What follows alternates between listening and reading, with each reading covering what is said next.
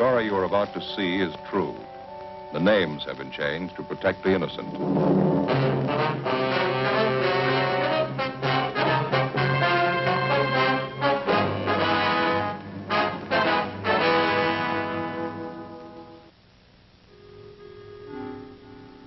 This is the city. Over 2 million people. Almost 1 million of them work. Some of them work in factories. Some of them work in stores. Most of them work hard for a living. A few of them try to take things the easy way. That's why I have a job. I'm a cop. It was Monday, July 9th. We were working the day watch out of robbery division. My partner's Frank Smith. The boss is Captain Didion. My name's Friday. A man had been pulled from his car, been beaten and robbed. His car had been stolen. The criminal had made good his escape. We had to find him.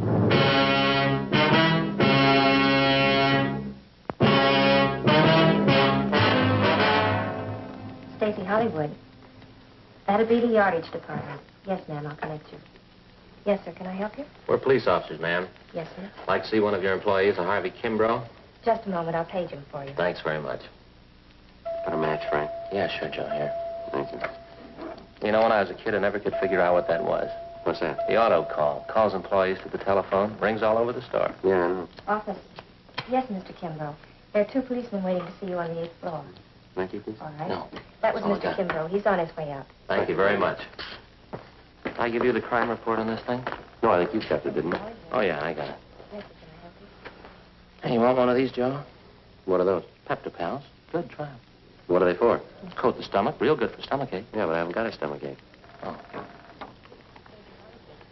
Hey, Joe, I sure like that Ann Baker. Yeah? Of course, you know me. I liked her right off the first time I saw her down at that department store.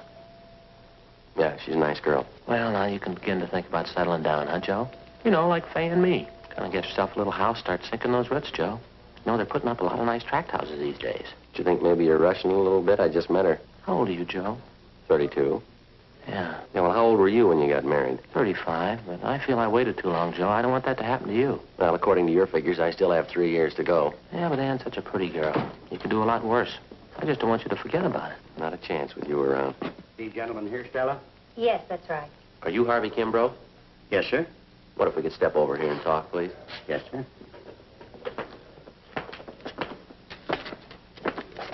I sure appreciate you people coming over here. I don't like to take time off from my work.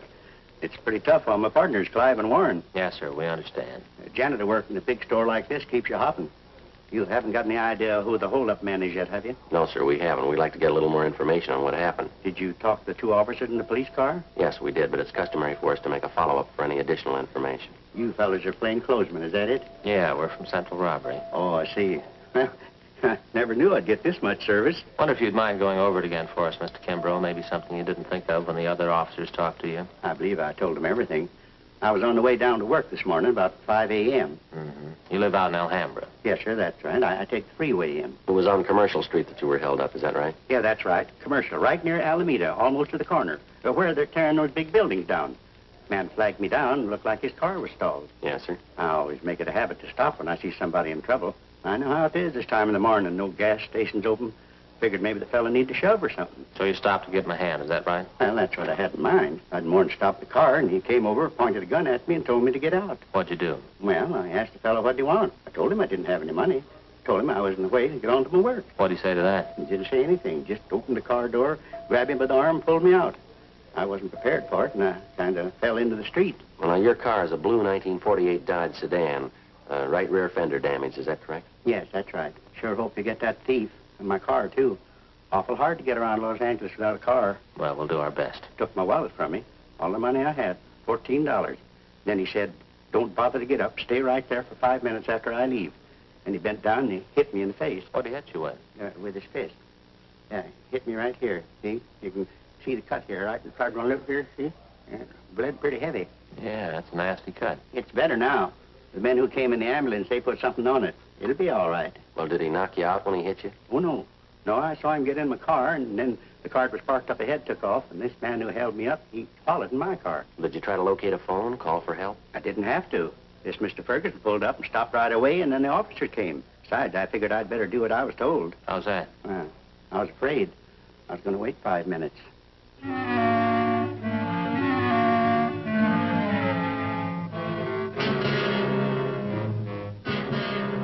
Frank and I left the department store, picked up our car in the parking lot next door, and drove out to the San Fernando Valley, the 800 block on Satacoy Avenue.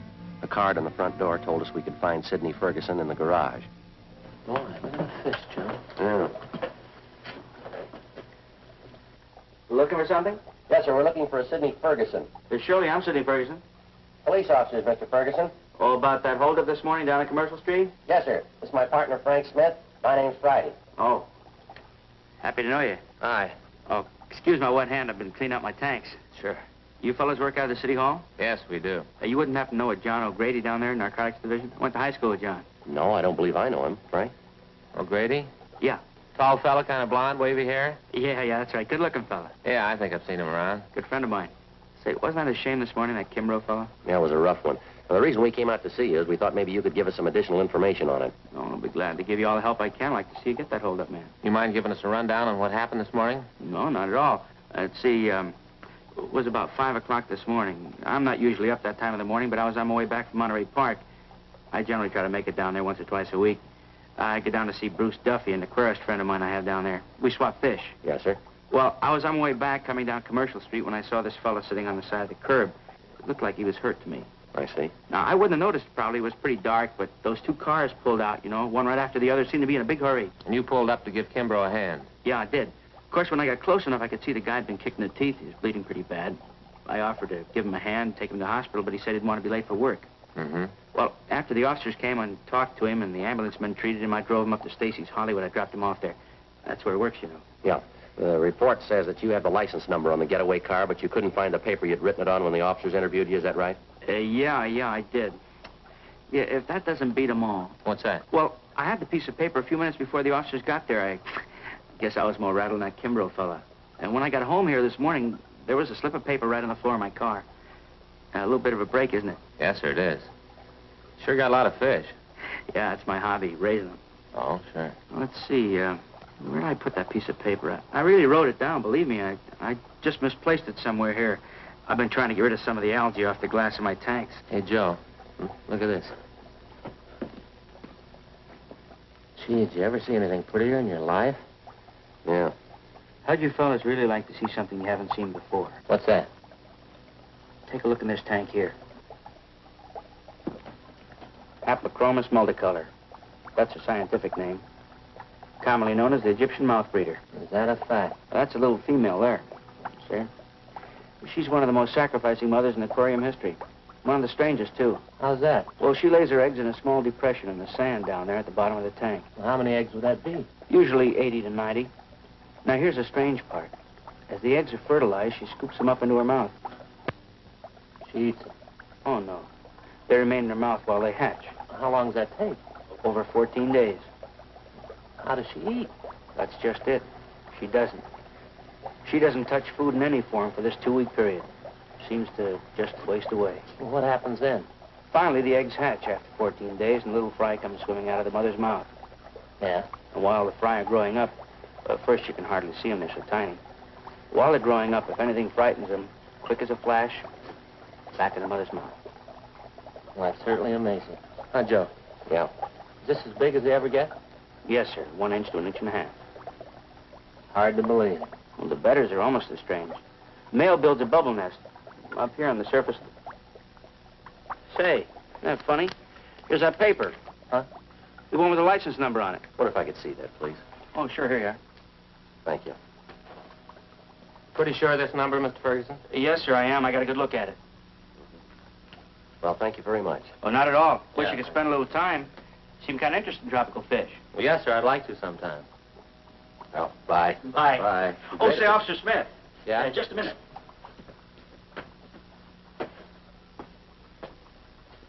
Say, I almost forgot. Yeah? In about 5 weeks from now, Yeah? how'd you like a nice pair of baby Egyptian mouth breeders?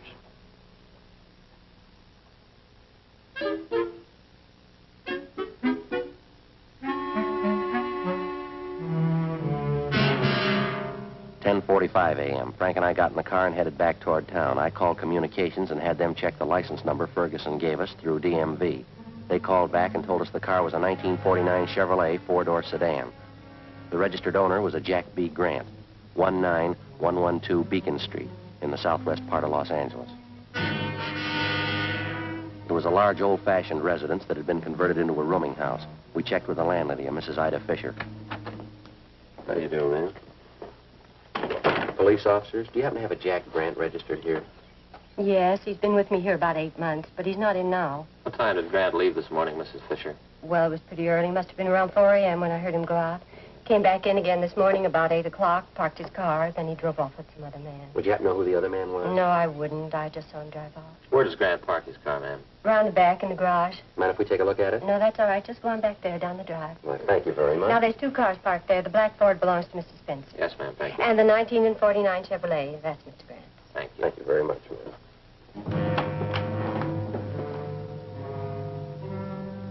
We checked the car and the license number. It matched the description given us by the victim, Harvey Kimbrough, and the witness, Sidney Ferguson. Together with Mrs. Fisher, we checked Jack Grant's room. We found nothing of importance. His clothing and personal effects were all there, nothing to indicate that he wouldn't be back. We told the landlady that we were placing the house under surveillance, and if Grant should return, not to say that we'd been there. She agreed and offered further assistance. She said she'd signal us by raising and lowering her front window curtain when Grant returned. We parked down the street, called the office, and advised them we were on stakeout. 2 men were sent out, and they covered the back entrance. Frank and I covered the front. By 6 o'clock that night, Grant had failed to show. 9 p.m., still nothing. 11 p.m. What time they say that relief team was coming out? Around 11 sometime. Yeah, Chandler and Ricketts, huh? I don't know, I guess so. Oh, boy, I'm stiff. Feels like needles all over my body. It's been about 12 hours, hasn't it? Yeah, just about. Just like driving to San Francisco. You know, Fay makes me drive all the way, and when I get out at the other end, I'm stiff as a board. There's a car pulling up down there. Oh, yeah. You see who it is? Yeah. Yeah, that's Ricketts.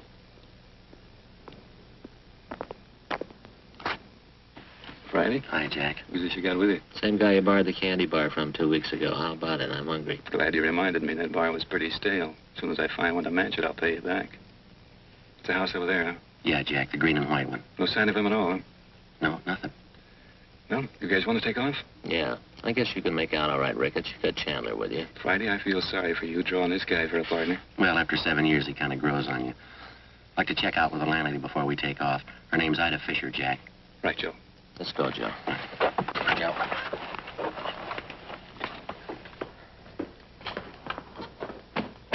See you later, Jack. Say hello to Chandler. Right, Frank.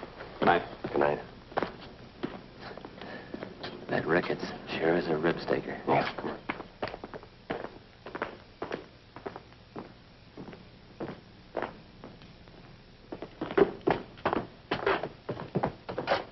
Light's still on in the living room. Guess she's sweating it out with us. Yes, Sergeant Friday? Sorry to bother you again, ma'am. Oh, that's all right. Mr. Grant still hasn't come in. I wonder if it'd be all right if we took another look at his room. I don't see why. Watch it! Mr. Grant, where are you going? Mr. Grant! It's Grant out the back. Right, Joe. Frank, you all right? I didn't know he had a gun. He made me hide him. Lady, will you call an ambulance, please? He's not dead, is he? Lady, will you call that ambulance? Hurry.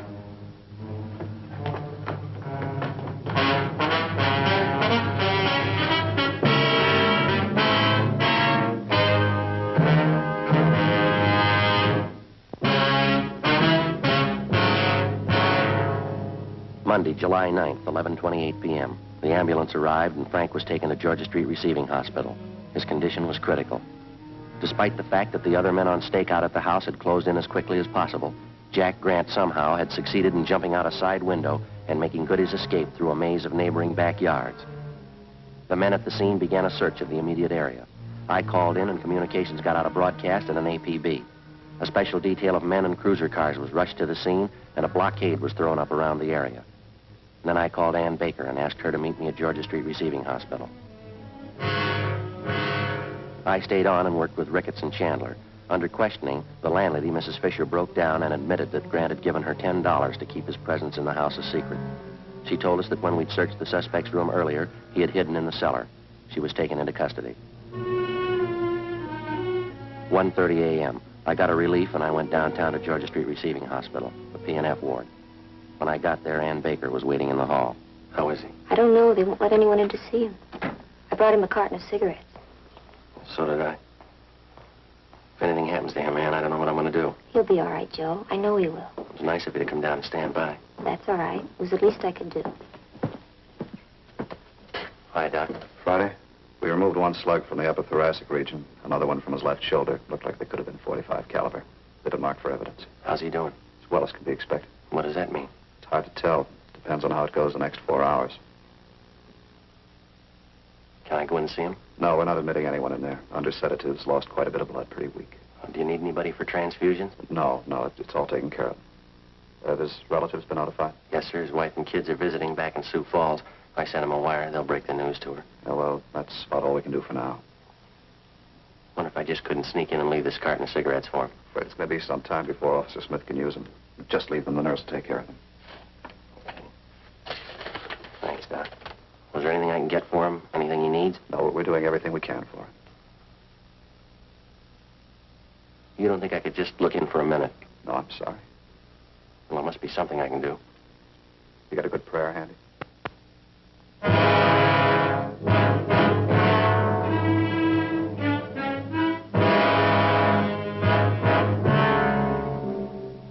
A.m. I left Georgia Street Receiving Hospital and drove back to the scene of the shooting. The search for the suspect, Jack Grant, was still going on. The neighborhood was checked and rechecked. Everything possible was done to find the man who shot down Officer Frank Smith. It's been said that a police department goes all out, doubles its efforts to run down a criminal who attacks a police officer. Well, it's true, but most people aren't aware of the reason. Certain elements would like you to believe that the police officer places the safety of his fellow officers above that of the citizen. This isn't true. His first day at the academy, the cadet peace officers taught this basic fact. If a criminal would shoot down the armed police officer, he wouldn't hesitate to shoot down the unarmed citizen. 3 a.m. I finally located Lieutenant Jack Ricketts at the corner of Coronado and Beacon Streets, 7 blocks from the scene of the shooting. How is he? Not too good. Depends on the next 4 hours. What are his chances? I didn't ask. Now, we're not getting any place here. Nothing at all, huh? None. Something's got to break. Chandler's still downtown. They're combing for Grant's package. He's down at the I Bureau. They come up with anything? Nothing. Not since the last time I checked, about 40 minutes ago. Any ideas? Fresh out. You? Well, he couldn't have gotten far. Not this soon, he couldn't. Bus depots, train terminals, airports all covered. The highway patrol's been alerted. Nothing so far. He's got to be someplace close, Jack. He's got to be. Yeah, I think he's holed up in town, too, but where? Yeah. He's in a jam. He's had good publicity. A lot of his friends are going to hide that welcome mat. Well, maybe that narrows it down a little. Maybe. Let's find him.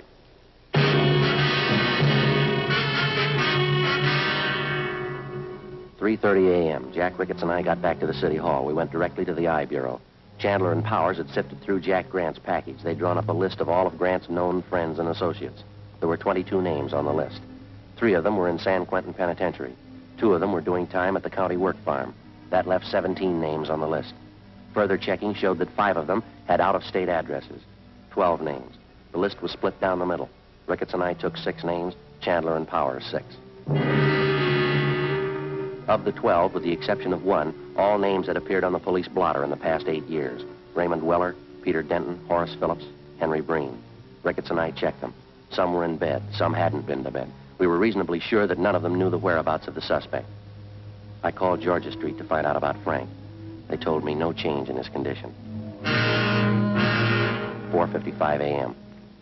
After this, we get a quick bite to eat, huh? You don't look so good. Not hungry. What's this one's name? Anthony Baxter, room 23. Now, here we are.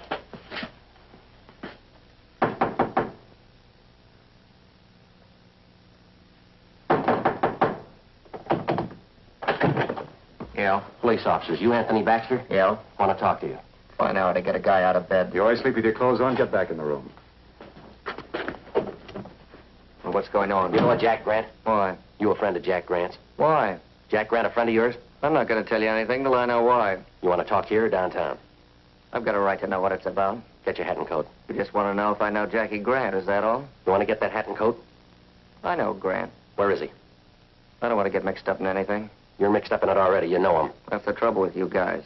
Guy tries to walk the straight and narrow, and you guys come around and try to put him in a corner. Where's Grant? I've been in jail, and I did my time. You haven't got anything on me. Baxter, let's get this straight. We're not after you. We want Grant. We didn't come up here to push you around. We don't want you to push us around. Now, where is he? I'm going to tell you something. I don't like being talked to this way, and I'm not going to stand for it. I got certain rights, and I'm going to stand on them. Now, you listen to me. A friend of mine's lying in the hospital because of your pal, Jack Grant. He put 2 bullets in him. Now I'm tired and I'm out of patience. Where is he? Where is he? All right, Joe. It's all right. Yeah. It's the last time around, Baxter. Tell us where Grant is. Come on, quick. Hotel Filbert, room 605. All right, let's go downtown. What for? I haven't done anything. I've already told you everything I know. That's right. We don't want you to tell anybody else.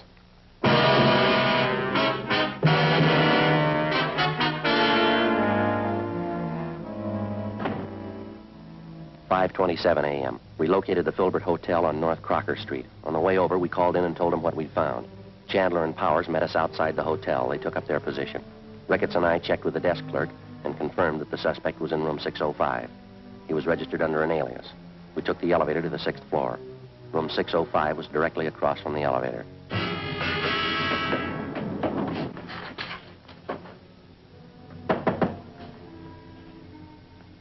Yeah, what is it, police officer? Get your hand out. I wouldn't want to shoot you.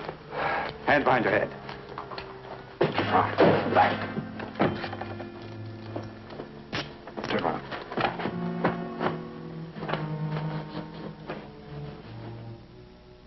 "5:42 a.m. Ricketts and Chandler took the suspect into custody. It was 6:03 a.m. when I got to the Georgia Street Receiving Hospital, the P&F ward. Ann was still waiting. Sergeant, Hi, Doc. How is he? you can go in. Don't stay too long. All right, thank you. All right. You look all in. No, I'm all right. You want me to go with you? Yeah, would you? Sure.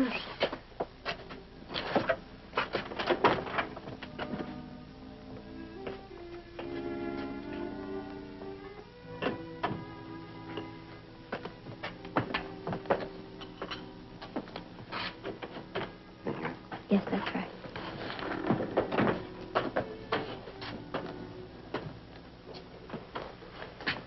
Hi, Frank. Hi. You look tired. How you feeling? I'll do. How'd it go? We got Grant.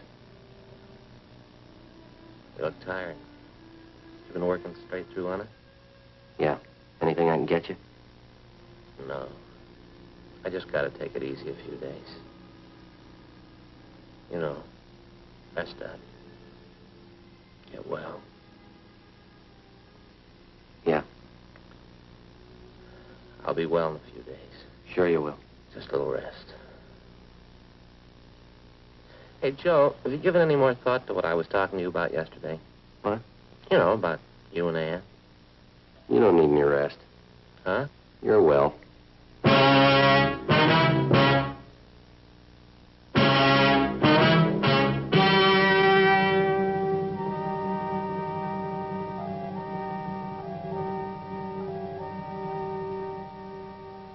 On November 7th, trial was held in Department 89, Superior Court of the State of California, in and for the County of Los Angeles. The suspect was tried and convicted on 1 count of assault to commit murder. He and his accomplice were convicted on 4 counts of first-degree robbery. Assault to commit murder is punishable by imprisonment in the state penitentiary from 1 to 14 years. First-degree robbery by imprisonment in the state penitentiary from 5 years to life. The landlady, Ida Fisher, was placed on probation.